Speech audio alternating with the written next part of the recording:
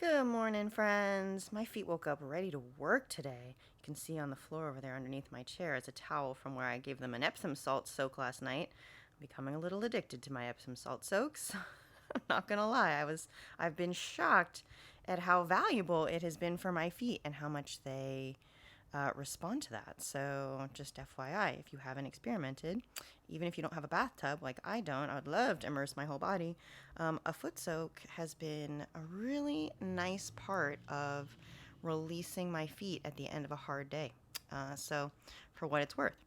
So, my feet woke up nice and refreshed this morning, and they've been ready to work, and we've been at it with a pretty robust little training session here this morning. Not just a wiggle, mobility, loosen up kind of vibe, but kind of putting in some muscular work. And I'm not really able to show that mid actual personal practice because it takes so much brain focus, as I've said. I need to direct you to videos where I actually show some of the exercises, but what I also continue to say is just experiment with your feet, and anywhere that you can activate muscles, that you can create some internal resistance, that you can just create strength. You want to treat your foot like a hand. What does a hand need to do? Grab things and release them. Grab things and release them. Probably more important for the muscular purpose that it's able to grab, right? And then it has to be able to release so that it can grab, right? And if we have muscles that are too short because they can't release and open, those muscles are also going to be dysfunctional. They're not going to be very strong because they're not going to be healthy tissue from going through the expand and contract, lengthen, contract phases of muscle activation and connective tissue activation, because especially in our foot and hands where there's so many bones and it needs so much fine movement, at least in the hand, but also in the feet, there's so many bones in that structure. It's a lot of connective tissue and tendons that have to learn to glide past one another and coordinate. That's a lot of brain input as well as muscularity. So like what I'm getting there 2 minutes in is just to say, even if you haven't watched my videos, even if I haven't made them yet, between us, even if I haven't made them yet, and even if you haven't watched them, and even if you're not interested to watch them, squeezing your feet and just moving them around and looking for where you can find muscles, even if you don't know what they're called, where they attach, insert, blah, blah, blah, according to the cheesy two-dimensional anatomy books that are so unhelpful, just painfully unhelpful. Then you can get started. Okay, just move your feet, squeeze them, get some blood flow, and you'll know when they're getting stronger because they'll cramp, and you'll feel that you're using muscles. So don't hold back. Okay, 3 minutes in. My feet today. What am I working on though? Because now that I'm kind of past the idea of just like, well, let's just stab in the dark and squeeze. I still do that. I still get excited when I uncover new territory in my feet that is ready to cramp, right? New muscles like, oh, you want to come play too. I love it. Get on the court. I want as many players. I'm a cheat. I want all the players on the court. I don't care how many is a full team. I want them all. So, wow. Okay. I'm a little all over the place. Sorry, guys. Me and my feet this morning. What was I noticing? God. I'm such a ding dong today. I'm distracting myself. All right. So, a couple things. One of the things that's helpful about my feet, I should almost turn off the lights to show you this because I think it's almost more visible when the lights are off. But I'm trying to draw your attention here. This is me just trying to straighten my toes. I'm not in a hard point. I'm just gently kind of pushing my toes forward. I always show you with the hand because it's just easier for me to demonstrate what I want to have happen, since it's hard for me to make my feet do and make demonstrative what I'm showing you. But what I want you to see is that these toes are smoother over the top in particular, okay? All the tendons are smoother over the top. Now this foot, it's not as pronounced as it used to be, but you can still see a more dramatic tendon.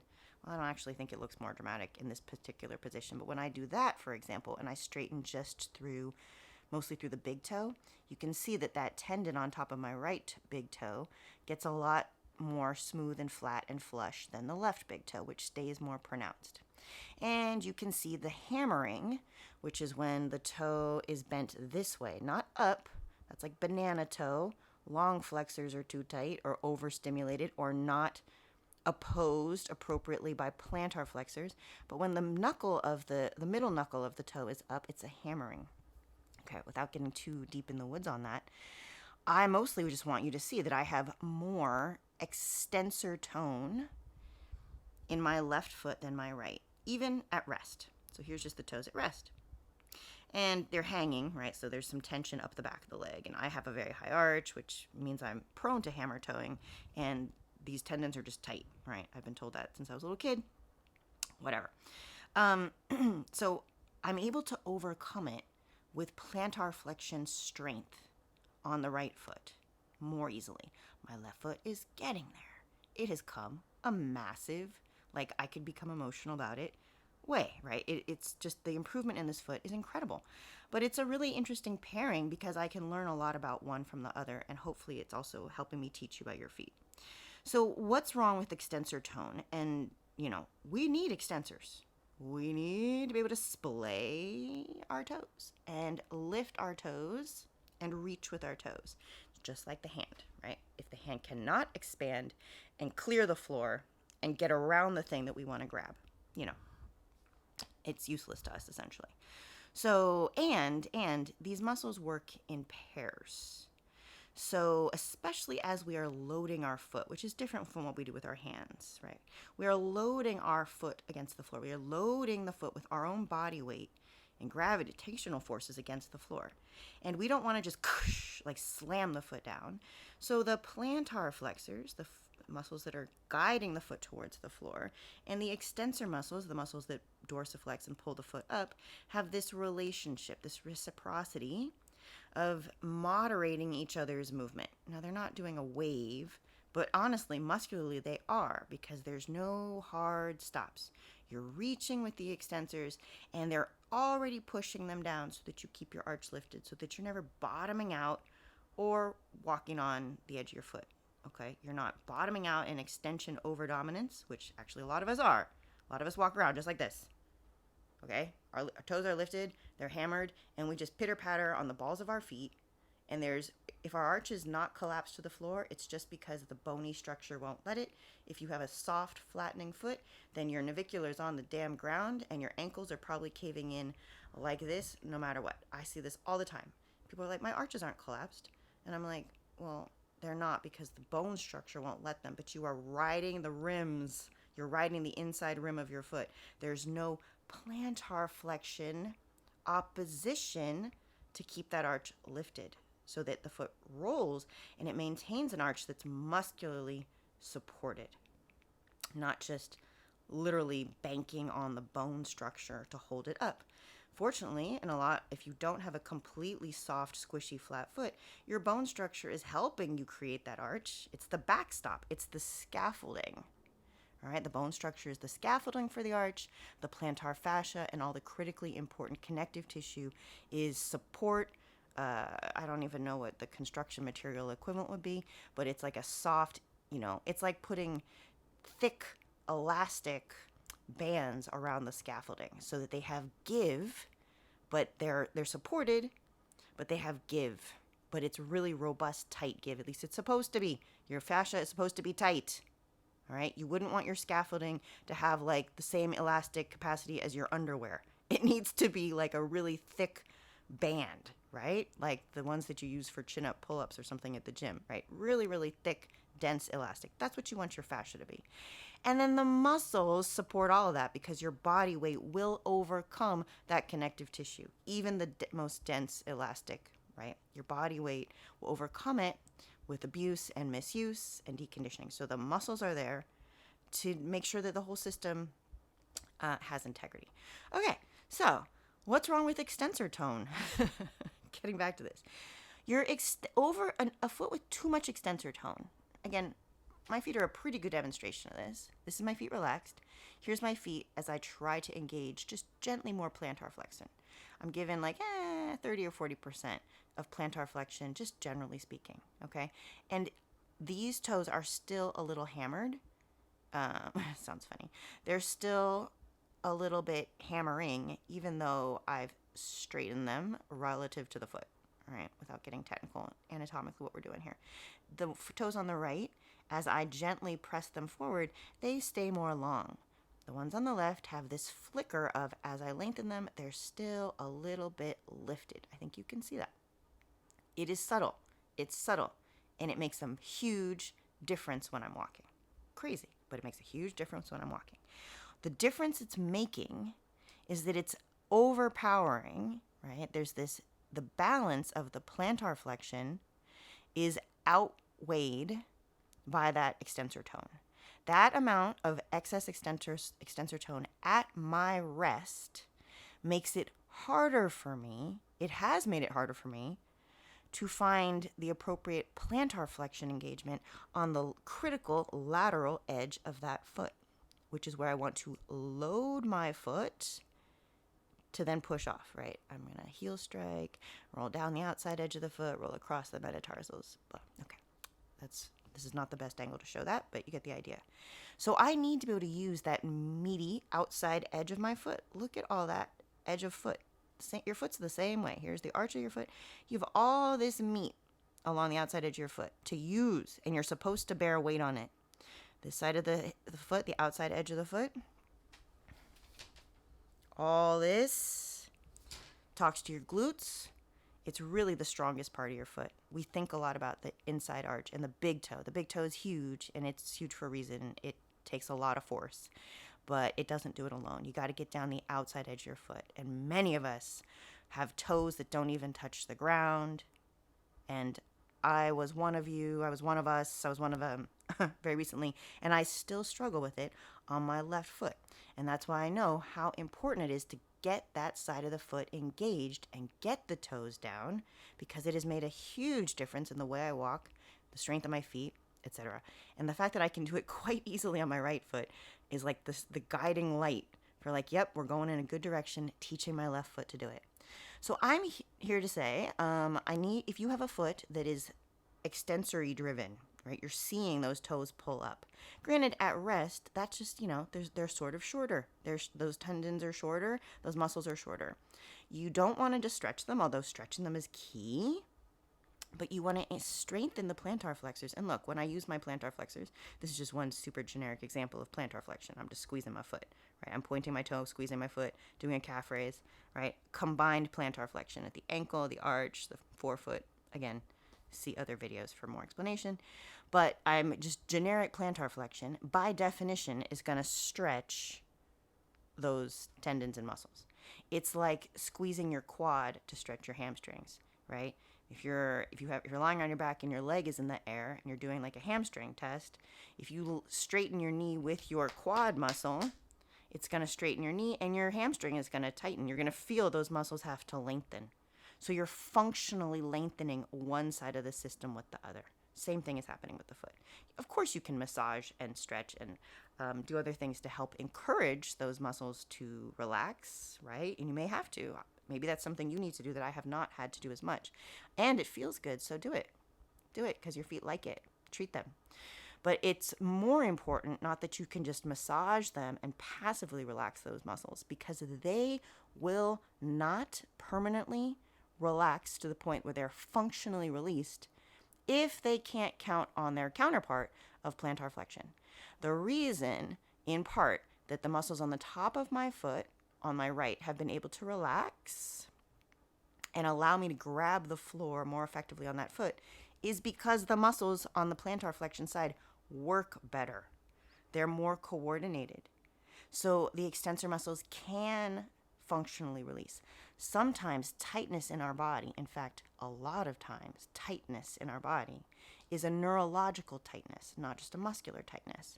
And it's your body's protection mechanism to say, I have to hold on tight here because otherwise your dumbass is going to fall. Okay, sorry. I told you I'm a little spicy this morning, right? But that's how I look at the body as a tough love kind of organism. And it's just like, I'm doing my best for you and you're not making this easy. That's how I feel like my body has talked to me. With the most loving but tough love kind of way sometimes. And we need to see it that way. So that tightness that I continue to feel in those toes is something that I have to earn. I have to earn my way out of that tightness by strengthening the plantar flexors on this side of the foot. Okay, on the outside lateral edge of this foot.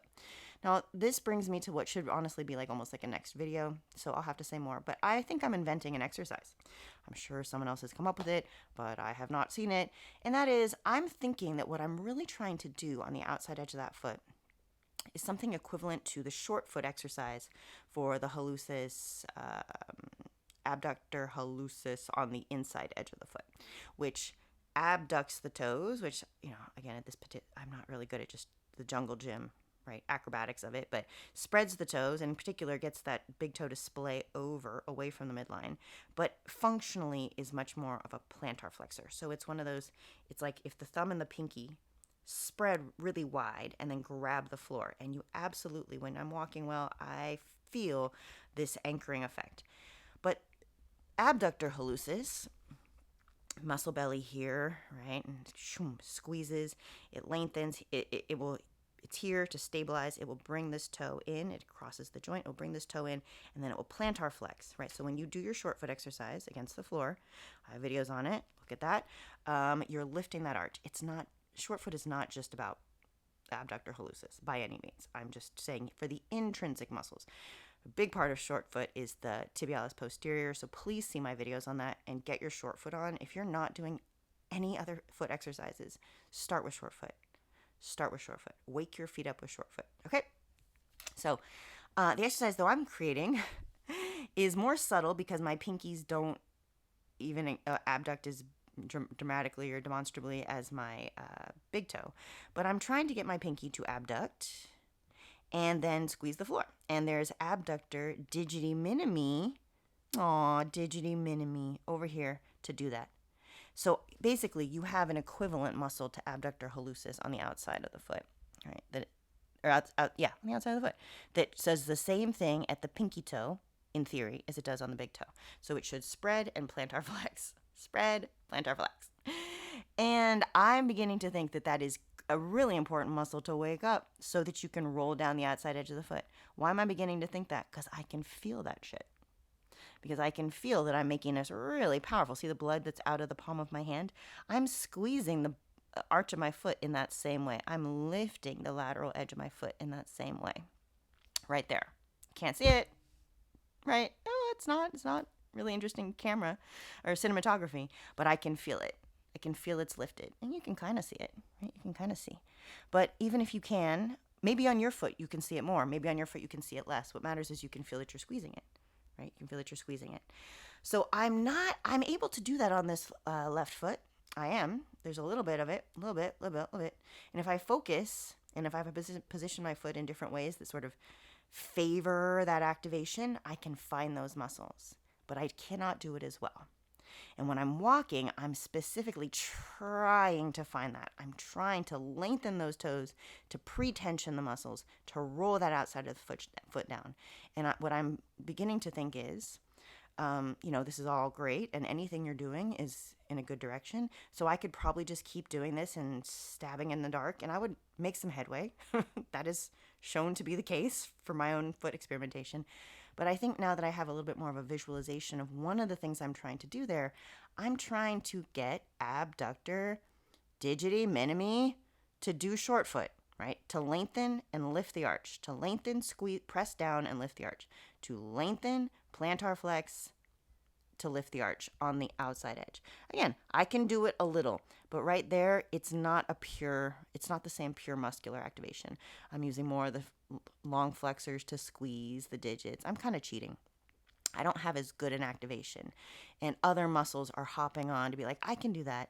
It's not as quality an activation. So I think, saying it today on the camera for the first time, 20 minutes in, I think that it's going to be really key for me to get that abductor digiti minimi, more awake, more activated, and I'm going to spend more time visualizing that muscle, thinking about that muscle, and trying to really get that pinky toe, look at it go, to abduct, right, a little bit, to abduct more dramatically.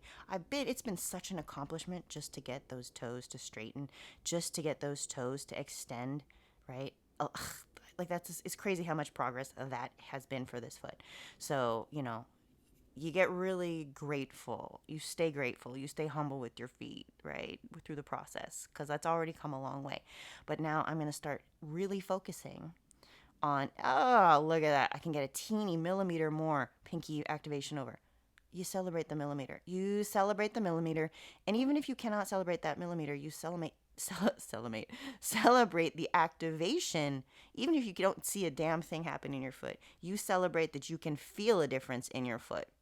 All right, so back to it. I hope this has been a fun fun 20 minutes. Hope you're doing your ankle circles, doing something with your feet while I've chatted to you about it, and I will keep you posted on this exercise I invented. Me and Vladimir Yonda, who is credited with Shortfoot. Yeah, I'm trying to make him proud. Talk to you guys later.